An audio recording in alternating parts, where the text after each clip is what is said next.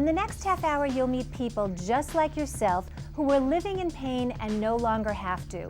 If you're wondering what do they know that you don't, what are they doing that you're not, how are they managing their pain? Well, it starts with the right information, learning about your pain and then learning what to do for your pain. We really do need to talk about this, and I think what is really shocking is that between 5 and 9% of people suffering from an eating disorder will die from their disease. That is a statistic that is higher than for any other mental disorder. So we really need to embrace the information that's out there. We want to differentiate between heart attacks and heartburn. So if you get the symptoms of heartburn with shortness of breath, with sweating, with a radiating pain to your neck or arm, don't take it lightly. Get yourself to a doctor or an emergency room immediately. But if you do suffer from chronic heartburn, and this is something that millions of Americans suffer from, heart disease and stroke are public enemy #1. And I think that's really important to realize because 1 in 2.5 women will experience some form of heart disease as opposed to 1 in 30 women who will experience breast cancer. I think taking your exercise routine outdoors is the way to go. Obviously, aerobic exercises burns calories. It also strengthens your heart muscle. It takes care of all those diseases we just spoke about with fish. But more importantly, when you take it outside, they talk about your endorphins being even higher, so it really fights depression. That sunlight gives you vitamin D for your bones. But specifically when you're out here, I think about surfing, kayaking, swimming against the current, jogging in the sand. What is it that keeps the French totally svelte? Is it that they eat less? Is it that they eat smaller portions? Is it that they eat less frequently? Is it smoking? Because the French are certainly known to be smokers. Is it the red wine that they drink? It's the million-dollar question that begs to be asked because the rate of obesity in France hovers around 9 to 11%, while here in America, there are about 1/3 of the adult American population are either overweight or obese. What happens if you unexpectedly become pregnant and you are on medication? What happens if you're pregnant and you suddenly have to take medication? Or what happens if you have a chronic illness and you need to go into pregnancy knowing you have to take medication? Should you be following biblical principles when you diet? Well, there are 3 new books out on the market. One of them, The Hallelujah Diet, another, The Maker's Diet, and finally, What Would Jesus Eat? All these books cover raw foods, foods in their natural state, eating things like fruits and vegetables, seeds, nuts, and grains. One of the things that one of the books does recommend is drinking unpasteurized raw milk. Not a good idea. And Dr. Atkins, who unfortunately has passed on.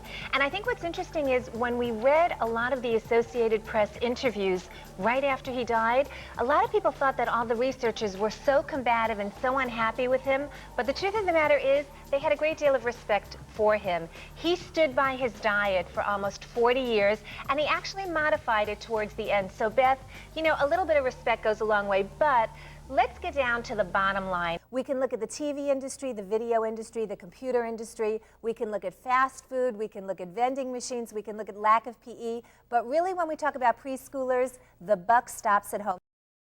Our health expert, Amy Hendel, joins me live in studio with the very latest information. Good morning to you. Nice to see you. Nice to see you on this dry, beautiful day. Isn't it nice? Sunshine later Yes, it today. You know, I was asking you, is this the propensity to have an eating disorder? Is it something that's kind of imposed upon a person, or is it something that they take on themselves? I think the environment has to encourage it, or something has to make you kind of snap.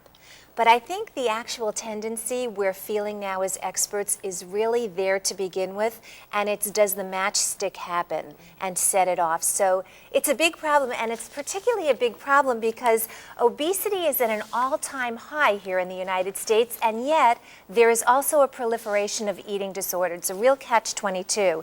Now, this past year, we watched Mary-Kate Olsen as she attempted to enter college and then had to deal with anorexia. We've had viewers call in to a number of stations across the United States about Lara Flynn Boyle and her skeletal appearance. And even Billy Bob Thornton has admitted to having an eating disorder. So it certainly is out there in all age groups and all communities. But I think our society says eat, eat, eat, but don't look that way. And people in their attempt to attain unattainable body images will start to diet, and then it's a select group that may then go on to suffer from an eating disorder. So yes, the message is good nutrition, exercise and do that, but for some that's a dangerous message. So let's first look at anorexia. What does anorexia mean exactly? And this person refuses to maintain his or her body weight at or above a normal weight for age and height. This person acquires an intense fear of gaining weight.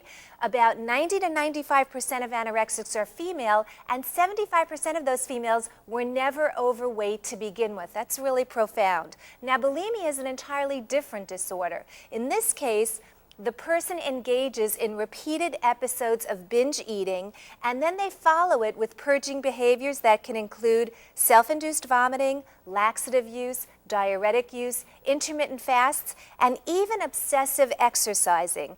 The disorder commonly occurs in teens and young adults, mostly women, but we do know that jockeys often use bulimia to make weight before a big horse race. And many of these individuals go on to suffer from alcohol dependence, drug dependence, and depression. Now, some shocking statistics here in the United States. 7 million girls or women suffer from eating disorders. 1 million boys or men suffer from eating disorders. 80% of children aged 10 and older want to be thinner and talk about it.